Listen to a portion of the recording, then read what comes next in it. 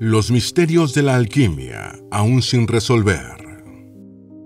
Isaac Newton, uno de los grandes científicos de la historia, era alquimista.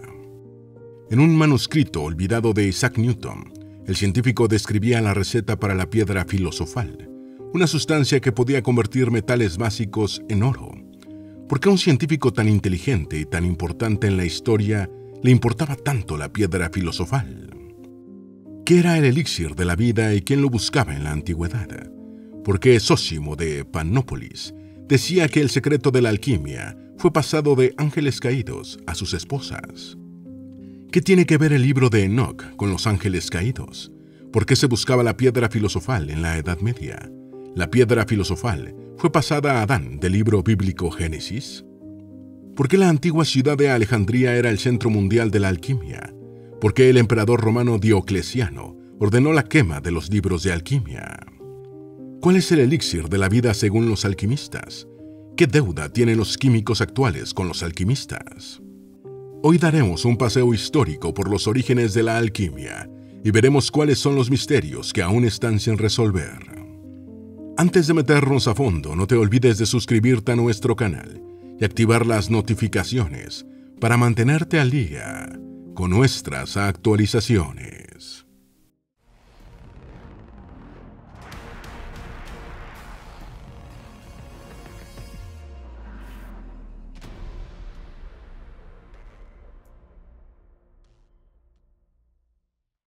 Zósimo de Pannópolis decía que el secreto de la alquimia fue pasado de ángeles caídos a sus esposas.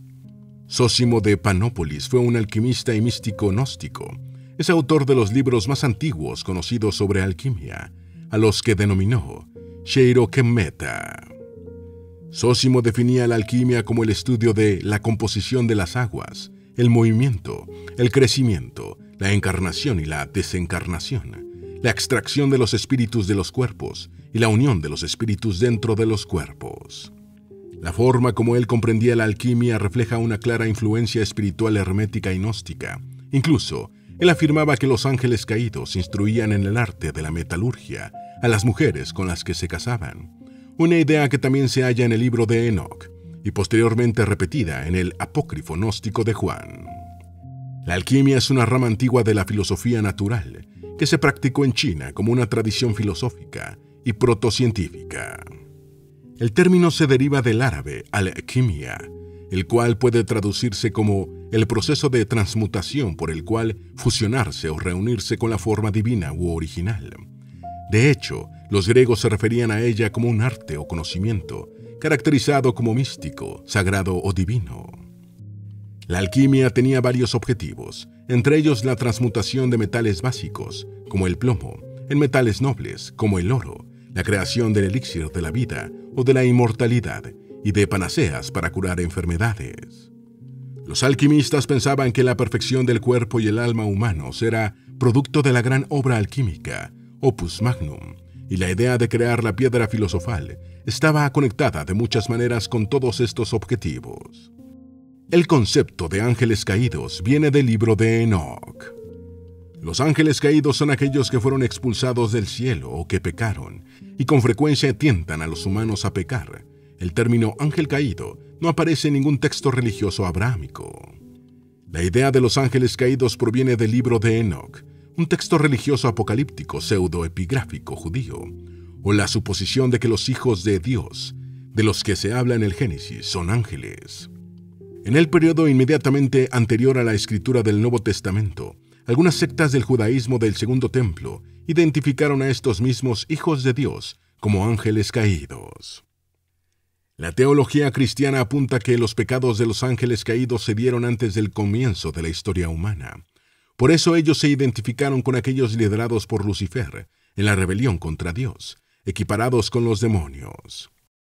El concepto de ángeles caídos se encuentra principalmente en las obras enmarcadas en el periodo del Segundo Templo, entre 530 a.C. y 70 después de Cristo, como en el libro de Enoc, el libro de los jubileos y el libro de los gigantes de Qumran, y quizás en Génesis 6:1-4. Algunos eruditos creen en la posibilidad de que la tradición judía de los ángeles caídos sea anterior, incluso a la escritura del Génesis. En el primer libro de Enoc se cuenta que los vigilantes se enamoran de mujeres humanas y tienen relaciones sexuales con ellas. Por eso caen de su estatus celestial. La prole de esta unión es la que corrompe a los seres humanos y a la tierra. El segundo libro de Enoc se refiere a los mismos seres del primer libro. Con relación a los otros libros de Enoc, los ángeles caídos juegan un papel menos importante en el tercero de Enoc. Solo se mencionan sus nombres, Azazel, Asa y Usa, y que enseñaron hechicería en la tierra, provocando corrupción, pero no explican la razón de su caída. La búsqueda de la piedra filosofal en la Edad Media. Los primeros alquimistas medievales se basaron en el trabajo de Zósimo. Los alquimistas bizantinos y musulmanes estaban deslumbrados con la idea de la transmutación de metales e intentaron ejecutar el proceso. El alquimista musulmán Jabir ibn Hayyan, del siglo VIII, analizó cada elemento clásico en función de las 4 cualidades básicas. Según él, el fuego era simultáneamente caliente y seco, la tierra fría y seca, el agua fría y húmeda, y el aire caliente y húmedo. Escribió que cada metal era una combinación de estos 4 principios, 2 de ellos interiores y 2 exteriores. A partir de esta hipótesis, se pensó que la transmutación de un metal en otro se daría mediante la reorganización de sus cualidades básicas. Esta transmutación estaría mediada por una sustancia llamada gerión, en griego, y al-iksir, en árabe, que se creía que existía como un polvo rojo seco, también conocido como al-kibrit al-ahmar, azufre rojo, hecho de una piedra mística, la piedra filosofal. En el siglo VI, entre los químicos musulmanes se debatió la probabilidad de poder transmutar sustancias. Uno de los principales detractores fue el erudito persa Avicena ibn Sina, quien desacreditó la teoría de la transmutación de sustancias, diciendo: los expertos en química saben bien que no se puede producir ningún cambio en las diferentes especies de sustancias, aunque puedan producir la apariencia de tal cambio. Para el siglo XIII, de acuerdo con ciertos relatos, se dice que Albert Magnus, científico y filósofo, descubrió la piedra filosofal. Pero en sus escritos, Magnus no confirma este descubrimiento, aunque sí menciona que presenció la creación de oro a través de la transmutación de sustancias.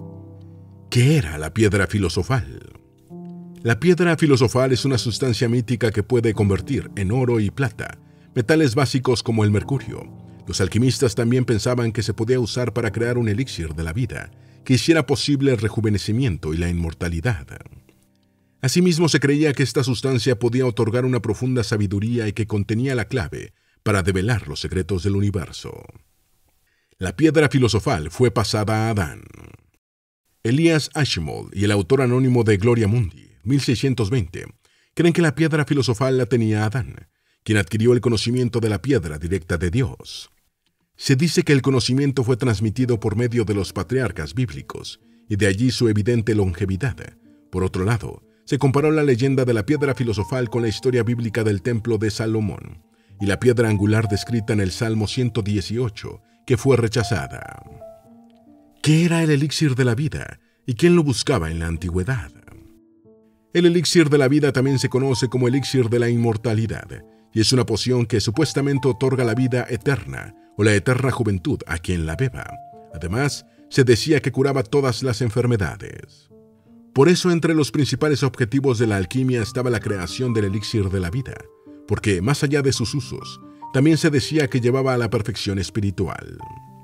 Muchos gobernantes de la antigua China lo buscaron para alcanzar la vida eterna.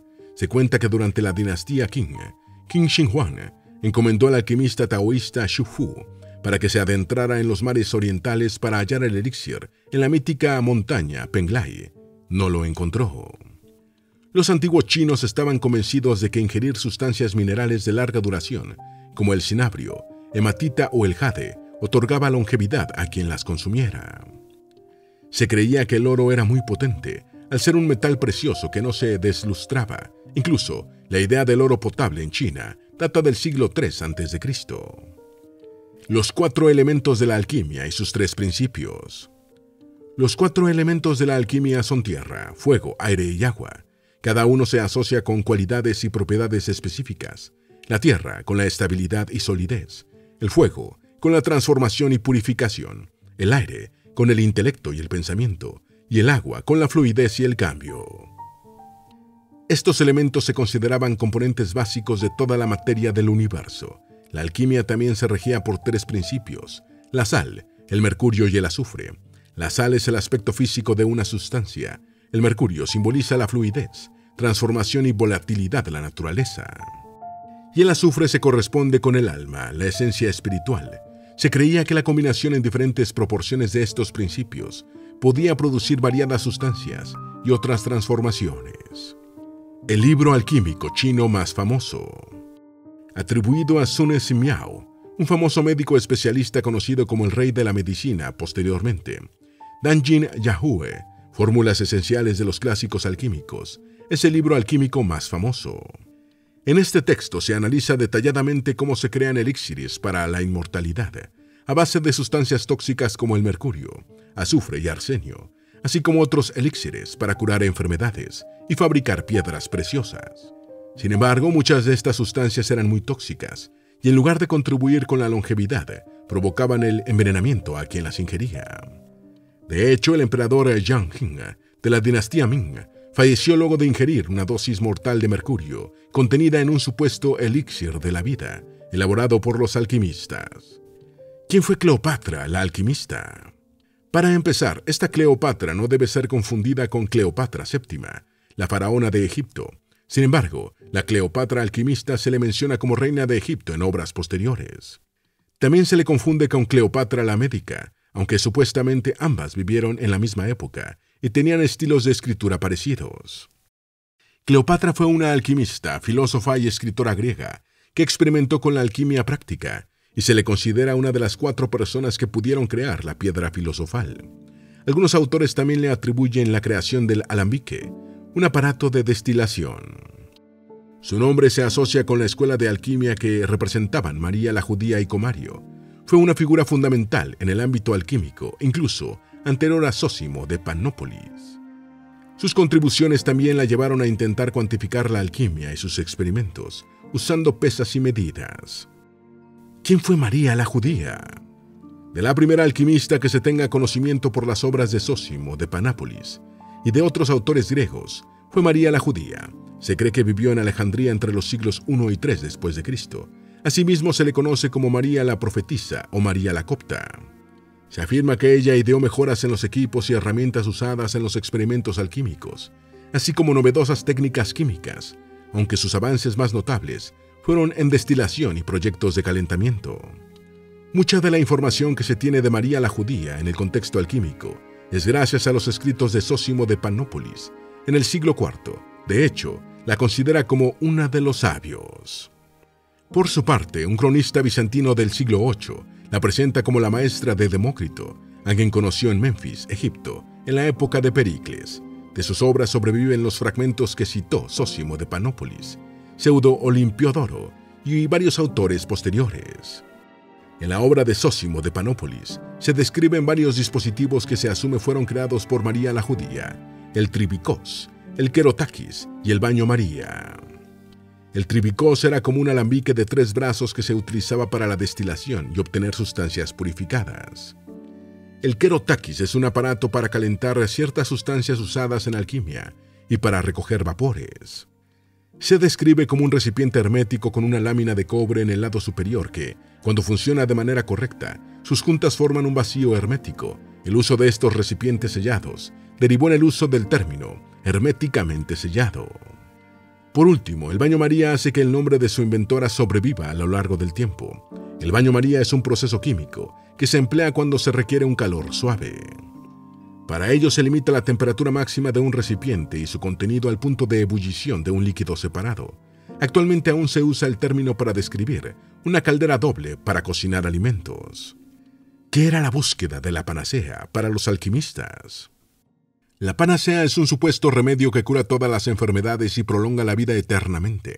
Se llama así por Panacea, la diosa griega del remedio universal.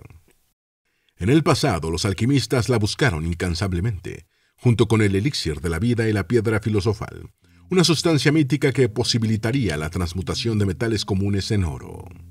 ¿Qué es el opus magnum? En alquimia, el opus magnum, obra magna o gran obra, es un término que se usa para designar el proceso de trabajar en la creación de la piedra filosofal. Se ha usado en la descripción del proceso de la transmutación personal y espiritual en la tradición hermética, y se ha asociado con procesos de laboratorio y cambios químicos de color.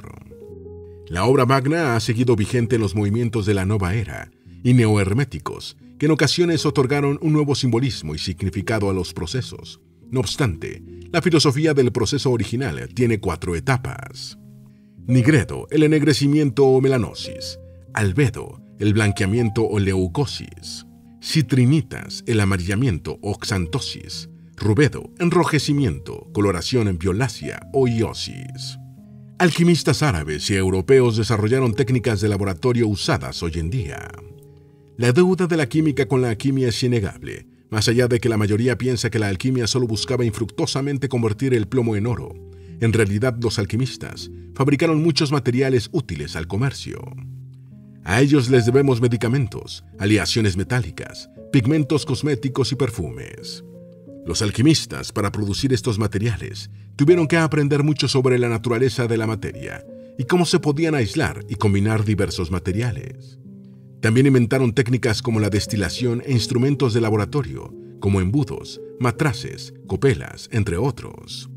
Asimismo, fueron pioneros en aislar ciertos metales que hoy se conocen como elementos, el antimonio, el arsénico y el zinc, así como el descubrimiento del fósforo.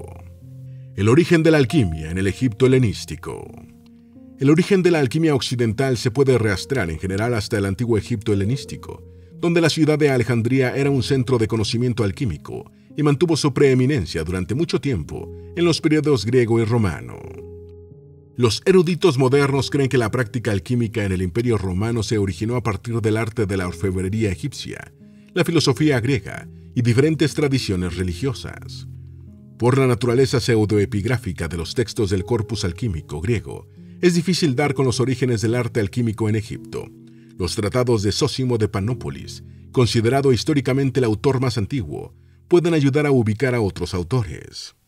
Zósimo siguió las pistas de las artes alquímicas hasta las prácticas metalúrgicas y ceremoniales egipcias. Se dice que aunque los primeros escritores alquímicos usaron parte del vocabulario de las escuelas filosóficas griegas, no implementaron ninguna de sus doctrinas de manera sistemática.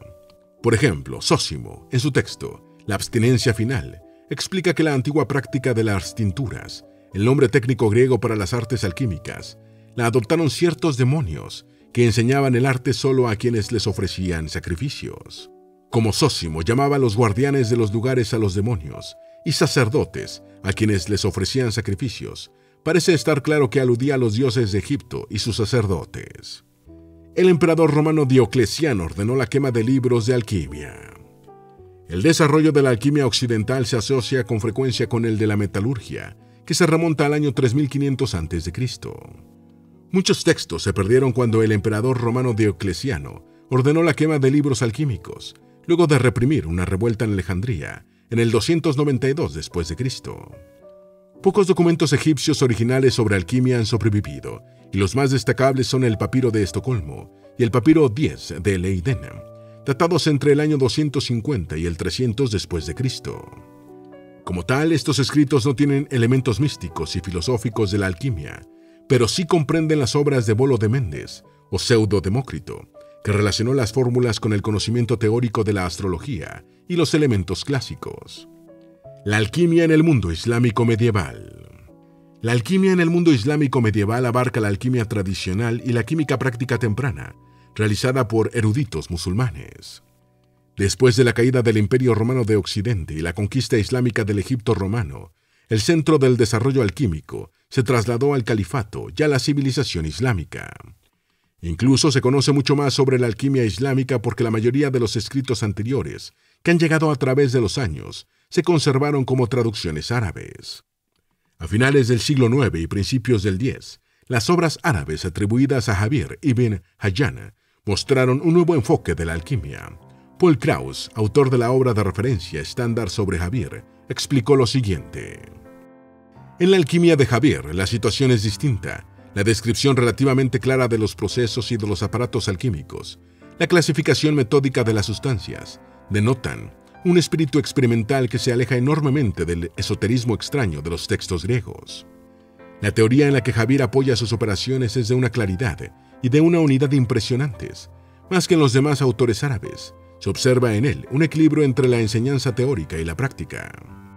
Indudablemente, Javier fue un islámico influyente en las grandes contribuciones sobre el hermetismo alquímico. De hecho, su gran objetivo es crear artificialmente vida en un laboratorio alquímico, incluyendo la humana. Él partía de 4 cualidades básicas: calor, frío, sequedad y humedad, que poseía cada metal, y que 2 eran interiores y 2 exteriores. Javier afirmaba: al reorganizar las cualidades de un metal, resultaría un metal diferente. La búsqueda de la piedra filosofal se introdujo en la alquimia occidental gracias a este razonamiento. Javier además creó el sistema elemental utilizado en la alquimia medieval, el cual consistía en 7 elementos, que incluían los 5 elementos clásicos: éter, aire, tierra, fuego y agua, y 2 elementos químicos que representaban a los metales, el azufre y el mercurio. Poco después evolucionó a 8 elementos, partiendo del concepto árabe de los 3 principios metálicos. El azufre da inflamabilidad o combustión, el mercurio da volatilidad y estabilidad, y la sal da solidez. La teoría atómica del corpuscularismo también se le adjudica a los primeros trabajos de Javier. Sin embargo, entre los siglos IX y XIV, las teorías alquímicas recibieron duras críticas de varios químicos musulmanes prácticos, sobre todo en contra de la idea de la transmutación de los metales. La alquimia en la Edad Media. En la Europa latina se introdujo en febrero de 1144, con la traducción de Roberto de Chester del texto Liber de Cosmopostione Alchemiae, libro sobre la composición de la alquimia, obra árabe atribuida a Khalid ibn Yazid. Pese a que antes existieron artesanos y técnicos europeos, de Chester indica en su prefacio que la alquimia era desconocida en la Europa latina en el momento de su traducción. Por su parte, los teólogos contemporáneos de las traducciones avanzaron en la reconciliación de la fe y el racionalismo experimental, preparando así a Europa para que el pensamiento alquímico fluyera. En el siglo XI, San Anselmo creía que la fe y el racionalismo eran compatibles y alentó el racionalismo en un contexto cristiano. A principios del siglo XII, Pedro Abelardo secundó el trabajo de Anselmo, sentando las bases para la aceptación del pensamiento aristotélico antes de que las primeras obras de Aristóteles llegaran a Occidente. A inicios del siglo XIII, Robert Grosseteste utilizó los métodos de análisis de Abelardo y agregó el uso de la observación, la experimentación y las conclusiones al realizar investigaciones científicas. Grosseteste también trabajó mucho para buscar puntos de encuentros entre el pensamiento platónico y el aristotélico. En los siglos XII y XIII, el conocimiento alquímico en Europa se centró en las traducciones sin que hubiera nuevas contribuciones latinas. Para el siglo XIII, Albertus Magnus y Roger Bacon se destacaron al resumir y explicar el conocimiento alquímico extraído de textos aristotélicos. En el siglo XIV, la alquimia se volvió más accesible para los europeos. El discurso alquímico pasó de ser un debate filosófico académico a un comentario social expuesto sobre los propios alquimistas. Dante, Piers Plowman y Chaucer pintaron a los alquimistas como ladrones y mentirosos. El edicto de 1317 del Papa Juan XXII, Spondet quas non exhibent, prohibía las falsas promesas de la transmutación hechas por pseudoalquimistas. El Directorium Inquisitorium del inquisidor general católico romano Nicolás Emmerich, escrito en 1376, vinculó la alquimia con rituales demoníacos. Para 1403, Enrique IV de Inglaterra prohibió la práctica de multiplicar metales, aunque se podía comprar una licencia para intentar fabricar oro alquímicamente. Estas críticas y regulaciones se enfocaron más en la charlatanería pseudoalquímica que en el estudio real de la alquimia, que continuó con un tono cada vez más cristiano. La alquimia en el Renacimiento. En el Renacimiento se restauraron los fundamentos herméticos y platónicos de la alquimia europea. Después surgieron las ramas médica, farmacéutica, ocultista y empresarial de la alquimia.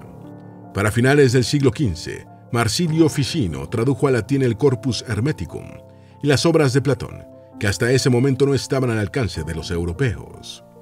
El humanismo y el neoplatonismo renacentistas llevaron a los alquimistas a alejarse de la física y a centrarse en la humanidad como vehículo alquímico. Se crearon sistemas esotéricos que mezclaban la alquimia con un hermetismo oculto más amplio, fusionándolo con la magia, la astrología y la cábala cristiana. Una figura clave en este desarrollo fue el alemán Heinrich Cornelius Agrippa.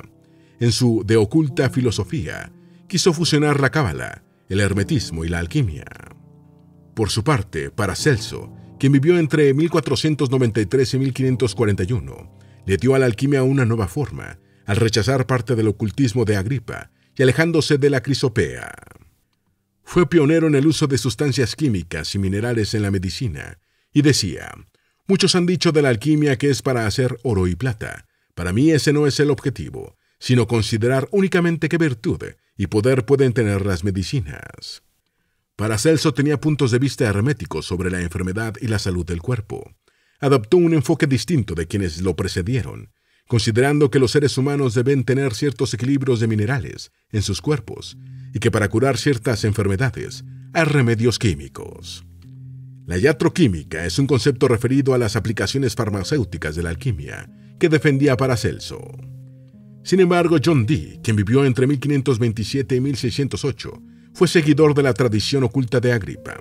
Curiosamente, era más conocido por la invocación de ángeles, la adivinación y su desempeño como astrólogo, criptógrafo y consultor de la reina Isabel I. Pero su obra alquímica, Monas Hieroglífica, escrita en 1564, fue muy popular e influyente. En ella se refería a la alquimia como una especie de astronomía terrestre que se correspondía con el axioma hermético: como es arriba, es abajo. Durante el siglo XVII también se popularizó por poco tiempo una interpretación sobrenatural de la alquimia, incluso con el apoyo de Robert Boyle y Elias Ashmolean, miembros de la Royal Society. Los defensores de esta interpretación sobrenatural de la alquimia pensaban que la piedra filosofal se podría usar para invocar y comunicarse con los ángeles. Los alquimistas de la Europa renacentista tuvieron muchas oportunidades empresariales. Se les contrataba por la élite para fines prácticos relacionados con la minería, los servicios médicos y la elaboración de productos químicos, medicamentos, metales y piedras preciosas. Sin embargo, el fraude de los pseudoalquímicos también estuvo presente en esta época, aunque también había importantes superposiciones entre los practicantes, y era difícil tratar de clasificarlos en alquimistas, químicos y artesanos. Por ejemplo, Michael Sandy Bogius, un alquimista, filósofo, médico y pionero de la química polaco, que vivió entre 1566 y 1636, escribió obras místicas, pero además se le atribuye la destilación de oxígeno en un laboratorio en algún momento del año 1600. Roger Bacon descubrió la pólvora gracias a la alquimia. Se dice que los chinos inventaron la pólvora mientras intentaban hallar una poción para la vida eterna. Sin embargo, en un documento llamado La Carta sobre los secretos mecanismos del arte y la naturaleza y sobre la vanidad de la magia, se rechaza prácticas como la nigromancia, pero alberga la mayoría de las fórmulas alquímicas atribuidas a Bacon, incluyendo una para la piedra filosofal y otra quizá para la pólvora.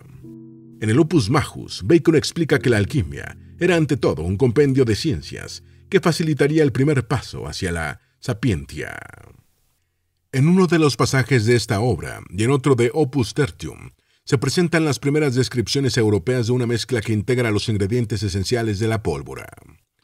Algunos autores como Partington y otros creen que tal vez Bacon presenció una demostración de petardos chinos, pues en el pasaje lo describe así. Un ejemplo de estas cosas que actúan sobre los sentidos lo tenemos en el sonido y el fuego de ese juguete de niños que se fabrica en muchas partes del mundo, es decir, un dispositivo no más grande que un pulgar. Debido a la violencia de esa sal llamada salitre, junto con azufre y carbón de sauce, combinados en un polvo, se produce un sonido tan horrible al estallar una cosa tan pequeña, no más que un trozo de pergamino que lo contiene, que encontramos el oído asaltado por un ruido que supera el rugido de un fuerte trueno y un destello más brillante que el relámpago más brillante. A inicios del siglo XX, Henry William Lovett Him, de la Artillería Real, publicó la teoría de que la epístola de Bacon contenía un criptograma con una receta para la pólvora que presenció. Esta teoría fue criticada por Thorndike en una carta de 1915 a Science. Otros estudiosos coincidieron en que el pasaje adicional, el supuesto criptograma, no se originó con Bacon y demostraron que las proporciones supuestamente descifradas, una relación 755 de salitre a carbón de azufre, ni siquiera eran útiles para los petardos, ardían lentamente con mucho humo y no se encendían dentro del cañón de un arma. El contenido de nitrato de 41% era demasiado bajo para tener propiedades explosivas. ¿Qué era la cabeza de cobre de Roger Bacon? Existe una leyenda medieval en torno a Roger Bacon, quien ya se había ganado su fama de mago. Se dice que creó una cabeza de cobre masculina que tenía la propiedad de responder preguntas y predecir el futuro. A veces las respuestas se limitaban a solo sí o no. No se sabía si era mecánica o mágica. ¿Actualmente se puede crear oro? Tradicionalmente, uno de los grandes objetivos de la alquimia es la crisopea, es decir, la producción artificial de oro. En 1941 se logró sintetizar oro a partir del mercurio a través de un bombardeo de neutrones, pero los isótopos de oro producidos eran radiactivos. Más adelante, en la década de los 80, Glenn Seaborg transmutó varios miles de átomos de bismuto en oro en el laboratorio Lawrence, Berkeley. Su técnica experimental hizo posible la extracción de protones y neutrones de los átomos de bismuto, pero resultaba muy costosa para fabricar oro rutinariamente. Actualmente, con los avances tecnológicos, sigue siendo posible la transmutación para crear oro usando aceleradores de partículas o reactores nucleares, pero se estima que el coste de producción es 1 billón de veces el precio de mercado del oro. La razón, como solo existe un isótopo estable del oro, el 197Au, las reacciones nucleares tienen que crear ese isótopo para producir oro utilizable. Esperamos que este video te haya sido útil. Si tienes algo que agregar, por favor, compártelo con nosotros en la sección de comentarios. Dale me gusta a este video y envíale el enlace a tus familiares y a tus mejores amigos para que también sepan más sobre los misterios de la alquimia aún sin resolver. Si eres nuevo en nuestro canal, no olvides suscribirte. No se te olvide seguirnos en todas nuestras redes sociales, que van a estar aquí abajo en la descripción. Recuerda, un pueblo que no conoce su historia está condenado a repetirla.